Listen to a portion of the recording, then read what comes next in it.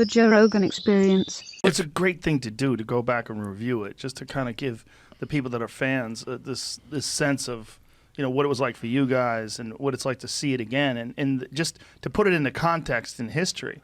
When that's the show that started off these kind of shows. When you think about the shows that you have today, like the Ozarks and all these different, like really kind of wild shows where you have to follow one episode to the next, and you have to know what just happened to pay attention to the new episode. The Sopranos started that shit. Yeah. That was, and it was also the first show where there was a real anti-hero. Yeah, absolutely. And it was also bringing a cinematic quality to television that Yes. people would traditionally go to the movies for, or Yes. even a novelistic quality. Well, in a sense, better. Because you could do it over the course of many hours. You weren't limited by an hour and a half, 2 hour time frame. Right. You could do it over the course of multiple hours.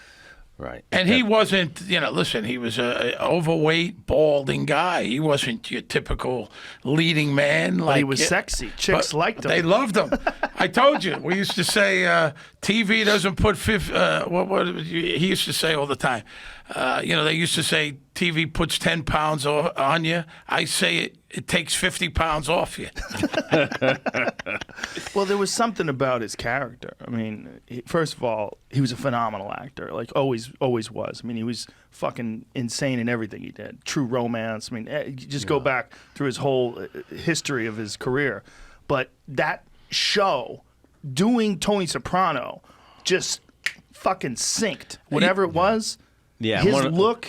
Those moments when the actor and the role really come, Yes. the great actor and the great role really come together, because they don't always. They don't always. He was fucking perfect for that role. And, you know, you see him, like, there's scenes, and now I look at it kind of differently, obviously, than back then, you know. Back then, I was just trying not to get fucking killed, you know. But now you're watching it, and in one scene, right, there's some incredible scenes where he's happy, mad, furious, in one 3-minute scene. He goes through 4 different emotions.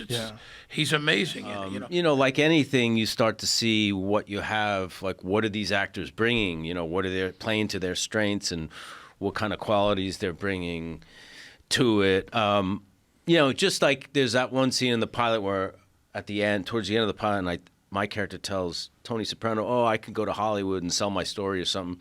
And he, in the script, it was kind of, he was like fatherly, like, you don't want to do that and sell out. You got to stay with us and build a family or whatever. And instead, Jim just grabs me, you know, by the throat or something like that. And it became very menacing and very intimidating. And he really, you know, and I think David saw that and was like, oh, wow, that's the guy. That's the character. And it probably influenced how he took the story and how he would write it. But I think a lot of the tone was already in his head. But seeing what the actors were bringing to it, I think, you know, influenced a lot. Well, Gandolfini was so fucking believable.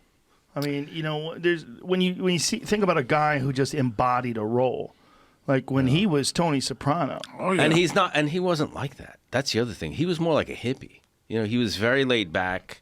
You know, he wore like Birkenstocks and like a bandana on his head. And Big music guy. He didn't really talk like that. He was. Yeah. I wipe my ass with your feelings. Hey, big music guy, you know. Yeah, he was. He never wanted to do a talk show, you know, Joe. I would say, why don't you? Everyone thinks you're Tony Soprano. Right. Why don't you pick, whether it be Letterman or whatever, and show them the real Jim? You're a very intelligent guy. I mean, he's not that guy at all. Matter of fact, he would say to me, like before the season, let's go down and have dinner at Il Cortile, which I ran into you there one time. Let's go down to Murray Street. I want to start getting back into the swing of things, because he didn't hang around with those guys. He wasn't that guy at all. But he never did a talk show. He did 60 Minutes. He wouldn't do any of the talk shows. He said, I'm not interesting. He wouldn't do anything. And he didn't grow up around that. He grew up in Jersey. He went to Rutgers University. He was, you know, an actor, theater guy. I tell you what's funny.